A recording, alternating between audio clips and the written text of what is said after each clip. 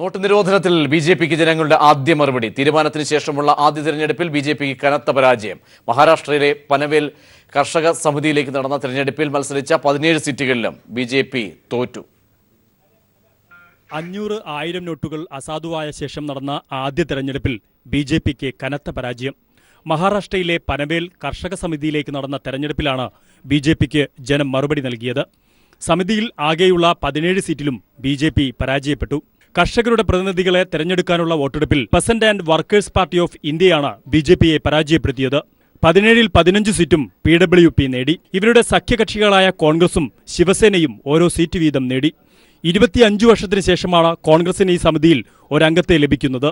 Not അസാധുവാക്കപ്പെട്ട തീരുമാനം കർഷകരെയും സാധാരണ ജനങ്ങളെയും ഏറെ ബുദ്ധിമുട്ടിച്ചിരുന്നു. സാമ്പത്തിക മാന്ദ്യം, പഴം, പച്ചക്കറി, മൊത്തം ചില്ലറ വ്യാപാര രംഗത്ത് പ്രതിഫലിക്കുകയും കർഷകർക്ക് വൻ നഷ്ടം സംഭവിക്കുകയും ചെയ്തു. സാധാരണക്കാരെ ബുദ്ധിമുട്ടിച്ചുകൊണ്ടുള്ള കേന്ദ്ര സർക്കാരിന്റെ ഈ തീരുമാനത്തിനെതിരെ ജനങ്ങളുടെ ആദ്യ മറുപടിയായാണ് ഇതിനെ വിലയിരുത്തുന്നത്. News desk. വിശദാംശങ്ങളുമായി പ്രേംലാൽ മുംബൈയിൽ നിന്നും ചേരുന്നു. പ്രേംലാല്, തെരഞ്ഞെടുപ്പിന്റെ വിജയം ഒരുപക്ഷെ ആ മേഖലയിലെ ആ സംസ്ഥാനത്തിനാണെങ്കിൽ കൂടിയും വലിയ അർത്ഥത്തിൽ ഇതിന് ഒരു രാഷ്ട്രീയ പ്രാധാന്യം കൈവരികയാണ്. അതായത് നോട്ട് പിൻവലിച്ചതിന് ശേഷം നടക്കുന്ന ആദ്യ തെരഞ്ഞെടുപ്പ്, ജനങ്ങളുടെ വ്യക്തമായ ഒരു മറുപടി ഇക്കാര്യത്തിൽ ഉണ്ടായിരിക്കുന്നു എന്ന് അനുമാനിക്കാൻ കഴിയുമോ? എങ്ങനെയാണ് റിസൾട്ട് പ്രതിഫലിക്കുന്നത്? നരേന്ദ്രമോദി സർക്കാർ നടപ്പാക്കിയ സാമ്പത്തിക പരിഷ്കാരത്തിന് ശേഷം നടന്ന ആദ്യ തെരഞ്ഞെടുപ്പിലാണ് ബി.ജെ.പിക്ക് കനത്ത തിരിച്ചടി ലഭിച്ചിരിക്കുന്നത്. മഹാരാഷ്ട്രയിലെ കാർഷിക ബോഡിയായ APMCയിൽ നടന്ന തെരഞ്ഞെടുപ്പിലാണ് മത്സരിച്ച 17 സീറ്റിലും ദയനീയമായി പരാജയപ്പെട്ട് ബി.ജെ.പി മൊത്തക്കച്ചവടക്കാരുടെയും ചെറുകിട വ്യാപാരികളുടെയും അതൃപ്തി ഏറ്റുവാങ്ങിയത്. ഇവിടെ PWP എന്ന പാർട്ടി 15 സീറ്റിലും കോൺഗ്രസും ശിവസേനയും ഓരോ സീറ്റിലും ജയിച്ചു. കേന്ദ്ര സർക്കാരിന്റെ ഏറെ കൊട്ടിഘോഷിച്ച കള്ളപ്പണത്തിനെതിരെയുള്ള മിന്നലാക്രമണത്തിൽ പൊറുതിമുട്ടിയ ജനവികാരമാണ് തെരഞ്ഞെടുപ്പിൽ പ്രതിഫലിച്ചിരിക്കുന്നതെന്നാണ് പൊതുവെയുള്ള അഭിപ്രായം. സാമ്പത്തിക തലസ്ഥാനത്തെ വ്യാപാര മേഖലയിൽ കനത്ത മാന്ദ്യവും നോട്ടിന്റെ അഭാവത്തിൽ ജനജീവിതം താറുമാറായതും സർക്കാരിനെതിരെ ജനരോഷം ആളിക്കത്താൻ കാരണമായിട്ടുണ്ട്. പ്രജേഷ്. പ്രേംലാലിലേക്ക് മടങ്ങിയെത്താം. ഇപ്പോൾ രാഷ്ട്രീയ ദിശയിലുള്ള വിശകലനങ്ങളുമായി കെ രാജേന്ദ്രൻ ന്യൂസ് ഡെസ്കിൽ നാം ചേരുന്നു.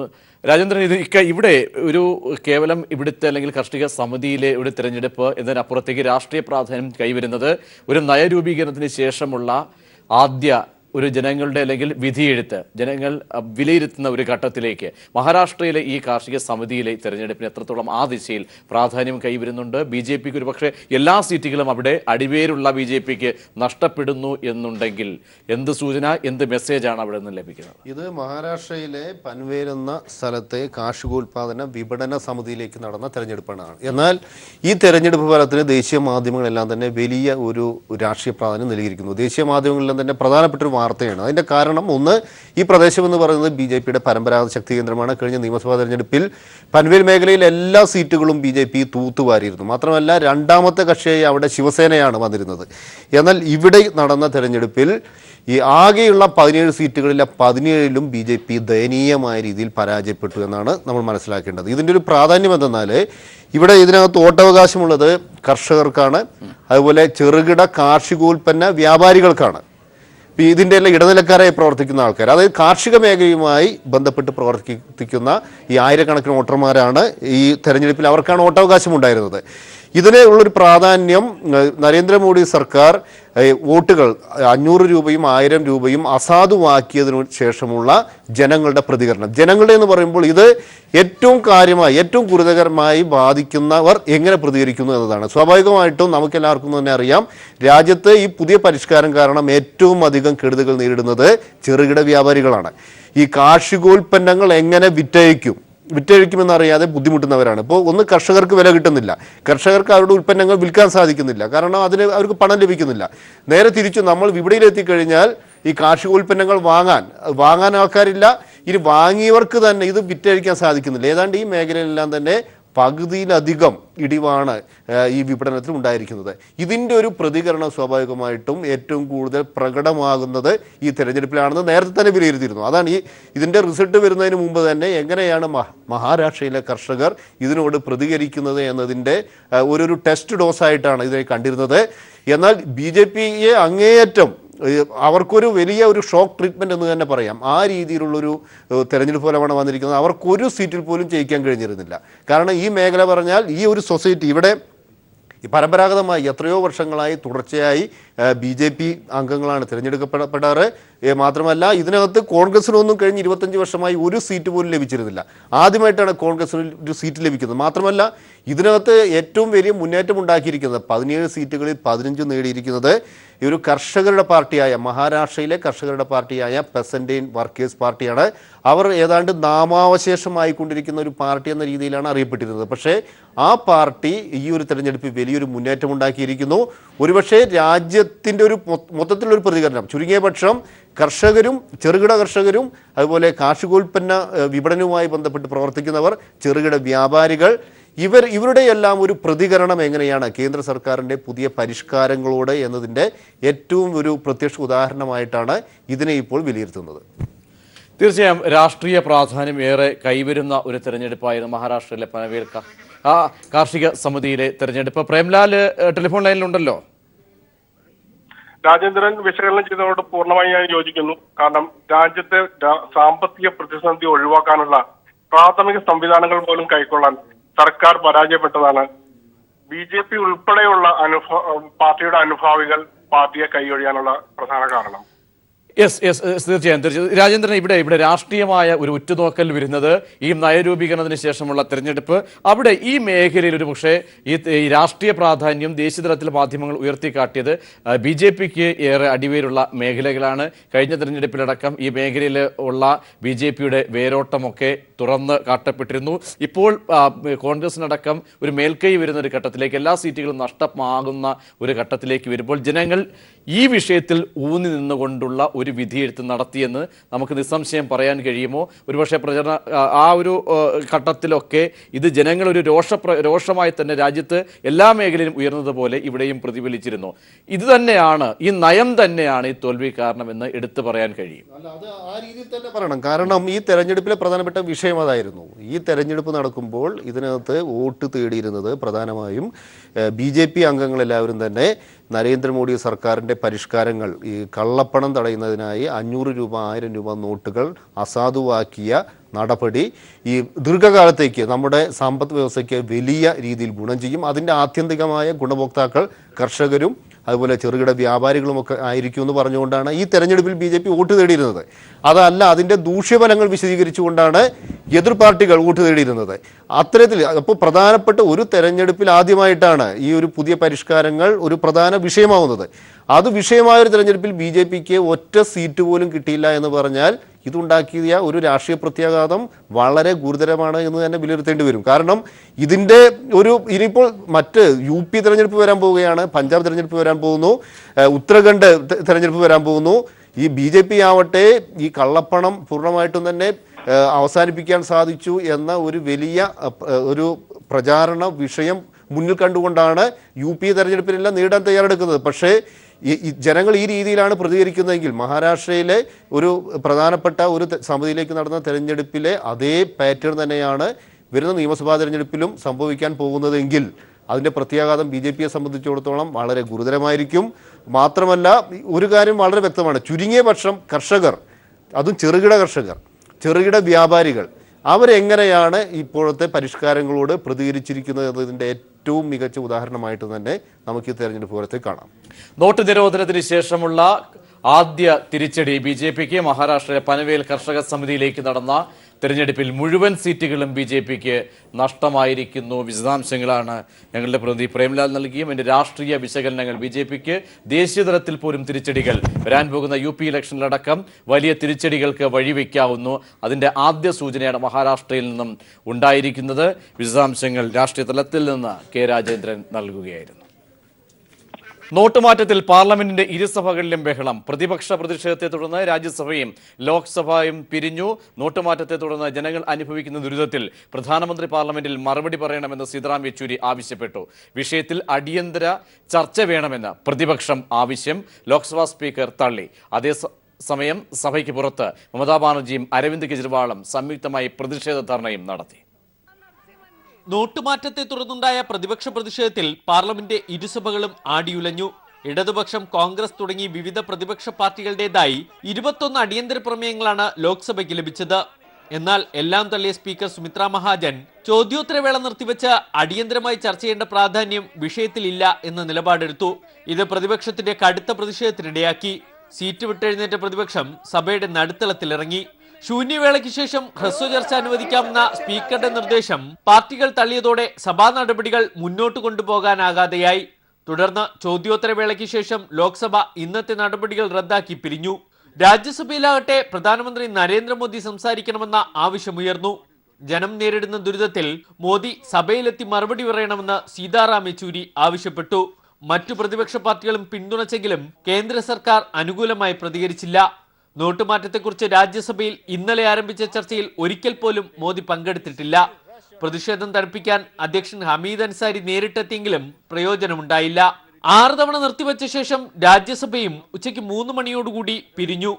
അതേസമയം സഭയ്ക്ക് പുറത്ത് കേന്ദ്ര സർക്കാരിനെതിരെ മമതാ ബാനർജിയും അരവിന്ദ് കെജ്രിവാളും സംയുക്തമായി പ്രതിഷേധ ധർണ നടത്തി. നോട്ടുമാറ്റം രാജ്യം കണ്ട ഏറ്റവും വലിയ അഴിമതിയെന്ന് അരവിന്ദ് കെജ്രിവാൾ ആരോപിച്ചു. News bureau, Delhi. രാജ്യത്ത് 500-ന്റെയും 1000-ന്റെയും നോട്ടുകൾ പിൻവലിക്കുന്ന കാര്യം കോർപ്പറേറ്റ് ഭീമന്മാരായ അംബാനിയും അദാനിയും മുൻകൂട്ടി അറിയിച്ചിരുന്നതായി വെളിപ്പെടുത്തൽ. രാജസ്ഥാൻ MLAയും BJP നേതാവുമായ ഭവാനി സിംഗിന്റെ വെളിപ്പെടുത്തലാണ് ഇപ്പോൾ വിവാദമായിരിക്കുന്നത്.